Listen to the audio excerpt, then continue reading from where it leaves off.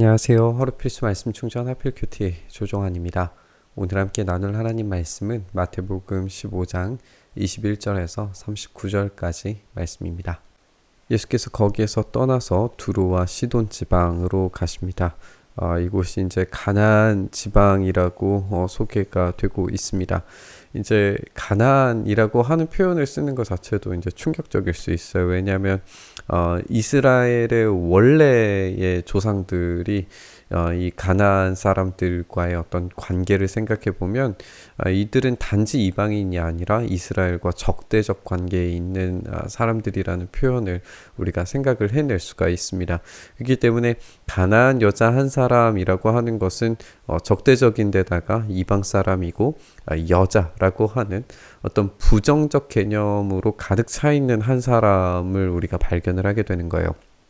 그 지방에 나와서 외쳐 말합니다. 다윗의 자손이신 주님.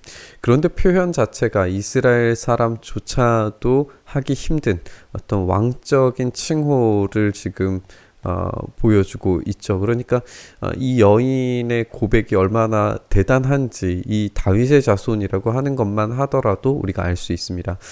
이런 이방 여인이 어떻게 이 다윗의 자손이라고 하는 표현을 쓸 수 있었을까? 아마도 이 사람은 하나님을 경외하는 그런 사람이었을 것이고 또 개종자였을 가능성도 우리가 놓칠 수는 없겠죠. 이제 그런 가능성이 있는 사람이라는 것은 우리가 알 수 있지만 이런 호칭 자체를 이제 쓰는 것 자체가 굉장히 독특하고 그리고 이 다윗의 자손이다라고 하는 어떤 이 왕적인 칭호 외에도 치유자로서의 칭호라는 것을 우리가 생각을 해볼 수도 있습니다. 이 다윗의 자손이신 주님, 나를 불쌍히 여겨 주십시오. 내 딸이 귀신 들려서 괴로워하고 있습니다. 라고 이렇게 요청을 합니다. 그런데 예수님께서는 단 한마디도 대답하지 않으셨어요. 그때 제자들이 다가와서 예수님께 간청을 하기를 저 여자가 우리 뒤에서 외치고 있으니 그를 안심시켜서 떠나보내 주십시오. 이제 이것은 해석상에 좀 이견이 있을 수는 있을 것 같습니다.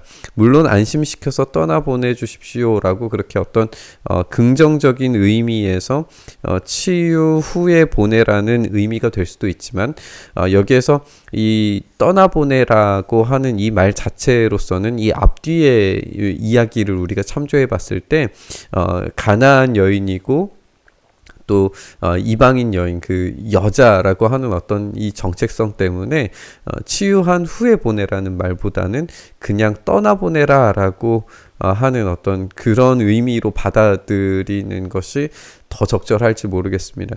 이게 이제 문맥상으로는 두 번째 의미가 더 강하지 않는가 생각을 하게 됩니다. 어쨌든 그녀를 떠나보내라, 좀 물리치라, 가라고 쫓아내 달라라고 하는 그런 의미일 수 있어요. 그래서 예수님께서 이렇게 대답을 하십니다. 침묵하시죠. 나는 오직 이스라엘의 길을 잃은 양들에게 보내심을 받았을 따름이다라고 그렇게 이야기를 하십니다.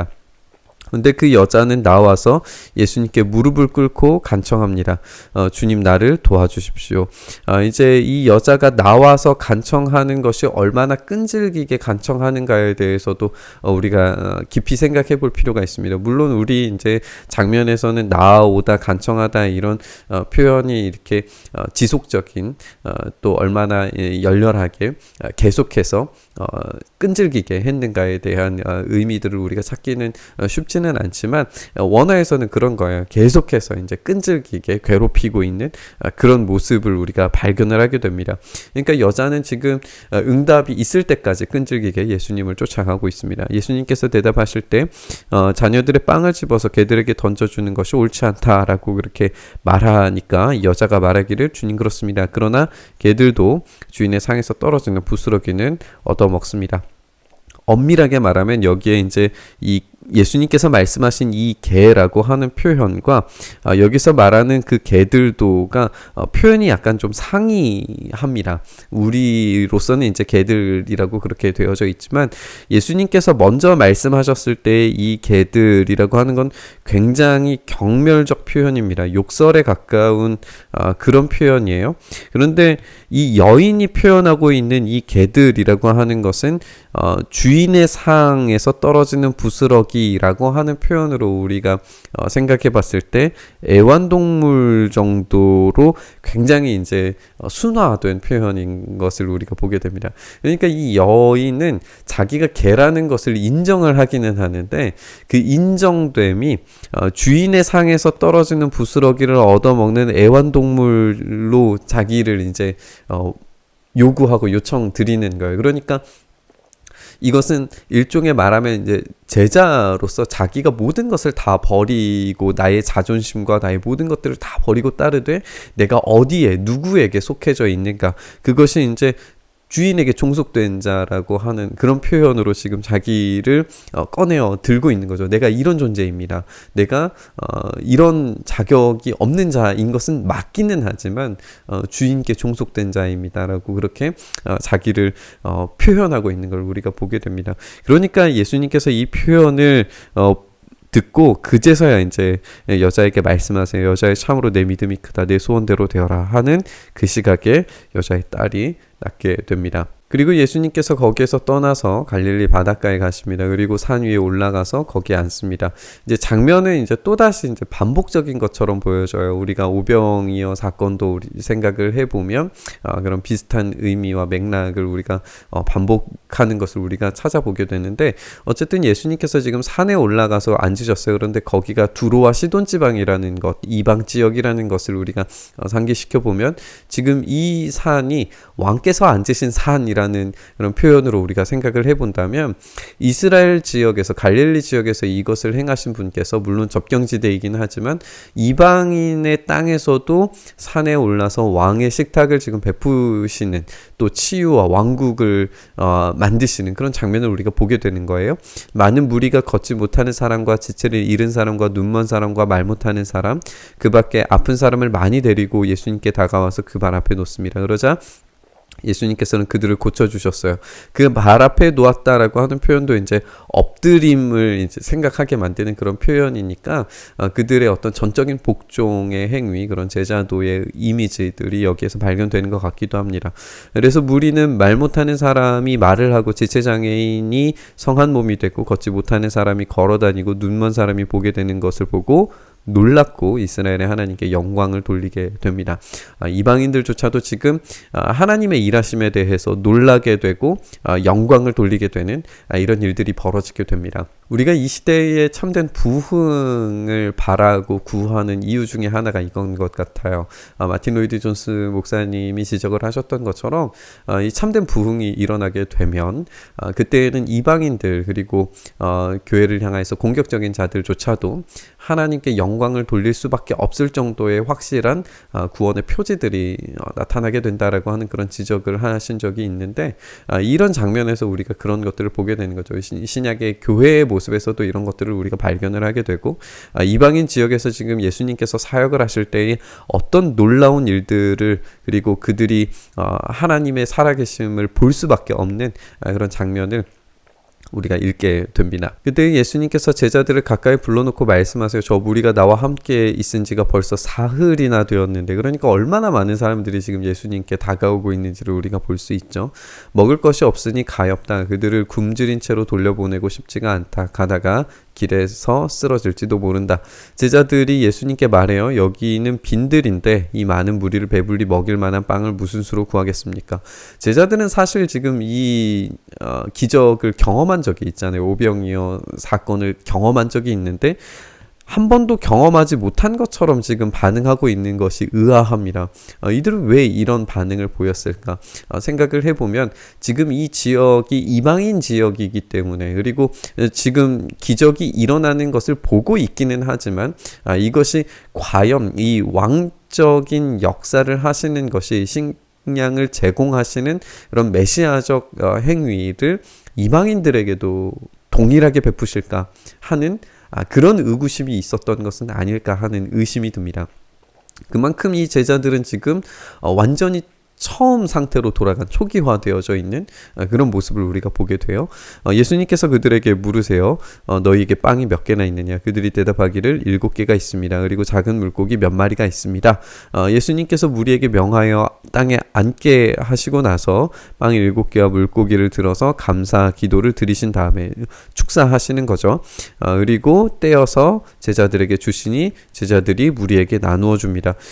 예수님께서 제자들에게 그리고 제자들이 무리에게 우리가 오병이어 사건을 살펴보았던 것과 이제 동일한 이야기를 여기에서 발견을 하게 되죠. 그러니까 구조 자체는 오병이어 사건과 동일해요. 다만 장소가 이방인 지역이라는 겁니다.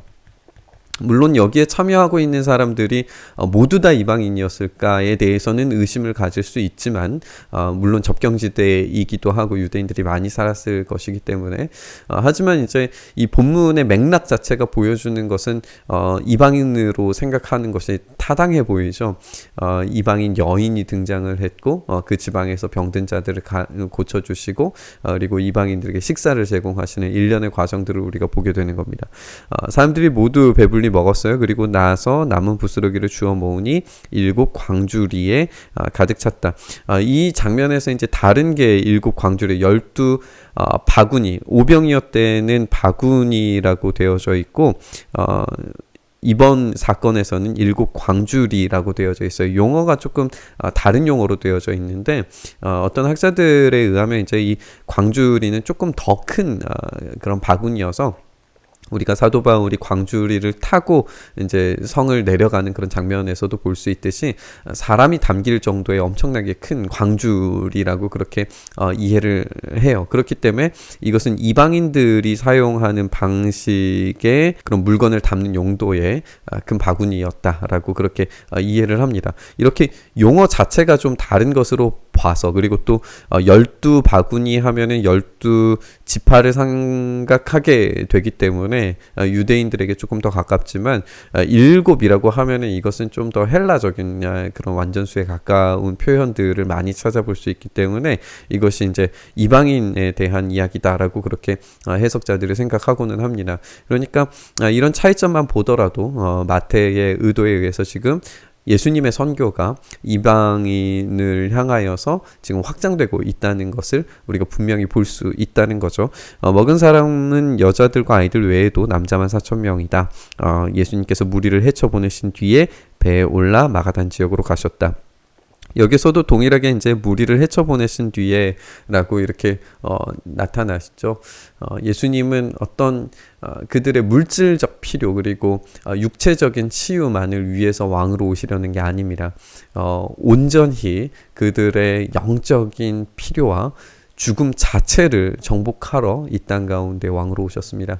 그것을 생각할 때에 이방인들에게 베풀어진 이 왕적인 표지들조차도 결국 예수님의 죽으심과 부활 앞에서 모두가 그 영원한 생명을 얻는 것에 복종하는 길로 들어서야 됩니다. 예수님의 사역은 이방인들을 향해서 확장되고 있습니다. 어제의 본문에서 외부적인 요인은 중요하지 않고 내부적인 요인, 마음의 영역, 그 영적인 영역이 중요하다라고 가르치신 예수님의 말씀을 우리가 기억해 본다면 이제 하나님께서 그분의 사역을 온 세상을 확장하실 때 어떤 기준을 갖는지 명확해지는 것을 보게 됩니다. 오늘 본문에서 이방인 여인의 끈질긴 요청을 우리가 좀 생각해 봤으면 좋겠는데요. 우리에게 정말 큰 도전을 주는 것 같습니다. 자기 자신을 어떻게 낮춰야 하는지, 또 나를 도우실 수 있는 분이 어떤 분이신지, 또 어떻게 구해야 하는 것인지, 어떻게 따라가야 하는지 제자의 모습을 아주 잘 보여주고 있습니다. 우리는 얼마나 우리 자신을 낮추고 겸손하게 예수님을 따라가고 있는지 생각해 봤으면 좋겠습니다. 여전히 나의 욕심과 욕망이 그대로인 채 겉으로 신앙인인 척하는 삶을 살아봐야 우리의 본질을 꿰뚫어 보시는 앞에서 우리는 아무 소용이 없습니다. 우리가 온전히 발가벗겨진 그런 상태로 우리의 온 전심이, 우리의 모든 것들이 주님을 향하여서 전심으로 열려져 있어야 합니다. 우리 영혼 전체에서 주님을 향한 그런 갈망이 솟아나고 끈질기게 주님 앞에 나아갈 수 있는 그런 믿음이 있었으면 좋겠습니다. 그랬을 때 우리 주님께서 베푸시는 풍성한 식탁을 우리도 또한 누리게 될 줄 믿습니다. 그 은혜를 구하면서 우리 묵상의 자리로 함께 나아가시죠. 주님 그렇습니다. 우리에게 그 끈질김이 있게 하여 주시옵소서. 우리가 주님을 향한 그 열렬한 마음과 그 끈질긴 구함으로 우리의 마음이, 우리의 영혼이 본질적으로 주님을 향한 순수하고 열정적인 그런 마음으로 온전히 서게 하셔서 이 시대 가운데 주님께서 원하시는 참된 부흥의 빛을 우리가 볼 수 있도록 주여 은혜 더하여 주시옵소서. 그 풍성한 식탁을 우리에게 누리게 하여 주시기를 간절히 바라고 소망하며 우리 주님 예수님 이름으로 기도드리옵나이다. 아멘.